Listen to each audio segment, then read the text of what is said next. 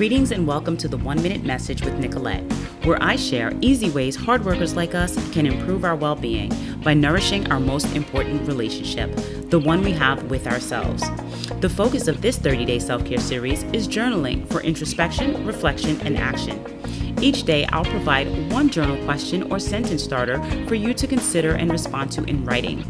Today's questions are: which area of my life deserves additional attention? And why have I been neglecting it? Spend some time thinking and writing about this.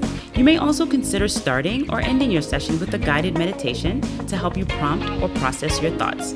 I've linked to a few you can try. I'll be back tomorrow.